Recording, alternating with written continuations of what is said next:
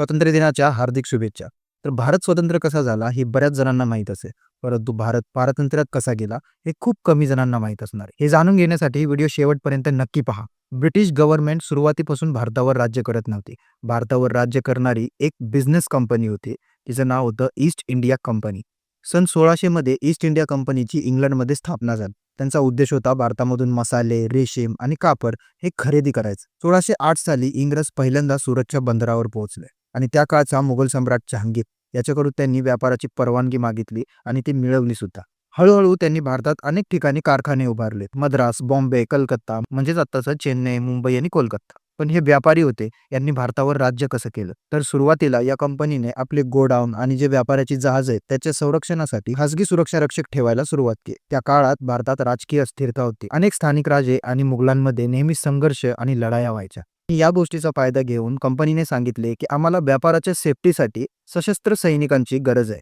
हळूहळू त्यांनी सैन्य उभारणीची सुरुवात केली. स्थानिक तरुणांना भरती करून त्यांना युरोपीय सैनिकी शिक्षण देण्यास सुरुवात केली. हळूहळू ही फौज मोठी होऊ लागली आणि सैन्यातील युरोपियन अधिकारी आणि स्थानिक सैनिकांची फौज ही कंपनीची एक मोठी ताकद बनली. 1717 मध्ये तत्कालीन मुघल सम्राटाने कंपनीला फरमान दिले. त्यामुळे कंपनीला काही भागांमध्ये करमुक्त व्यापार आणि स्वतःची व्यवस्था चालवण्याचे अधिकार मिळाले आणि याच माध्यमातून कंपनीने स्वतःची लष्करी ताकद वाढवली. ईस्ट इंडिया कंपनीने अनेक नवाब आणि राजे यांच्याशी करार केला. तुमचं रक्षण आम्ही करतो, पण त्याच्यासाठी सैन्य आमचं वापरलं जाईल आणि कालांतराने हेच सैन्य त्याच राजांविरुद्ध वापरण्यात आलं. उदाहरण 1757 ची प्लासीची लढाई आणि 1764 ची बक्सरची लढाई. दोन्ही लढायांमध्ये कंपनीने स्वतःच्या सैनिकांचा उपयोग करून भारतीय राजांना पराभूत केलं. 18व्या शतकाच्या शेवटपर्यंत ईस्ट इंडिया कंपनीने स्वतःचं सैन्य भारतीय राजांच्या सैन्यापेक्षा मोठं आणि प्रशिक्षित बनवलं.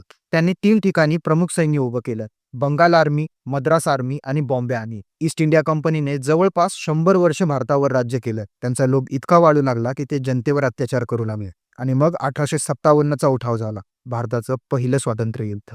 मंगल पांडे, झाशीची राणी लक्ष्मीबाई, नानासाहेब पेशवे, तात्या टोपे यासारख्या अनेक वीरांनी शौर्याने लढा दिला. हा उठाव दडपला गेला, परंतु यानंतर इंग्लंडच्या सरकारने ईस्ट इंडिया कंपनीकडून भारताचे नियंत्रण काढून घेतले आणि 1 नोव्हेंबर 1858 पासून ब्रिटिश सरकारने भारतावर थेट राज्य करायला सुरुवात केली. परंतु भारतीयांनी कधीही गुलामी स्वीकारली नाही. अनेक स्वतंत्र सैनिकांनी या देशासाठी बलिदान दिले आणि शेवटी 15 ऑगस्ट 1947 रोजी भारत स्वतंत्र झाला. परंतु हे स्वातंत्र्य एका दिवसात नाही, तर 200 वर्षाच्या संघर्षानंतर मिळालं होतं.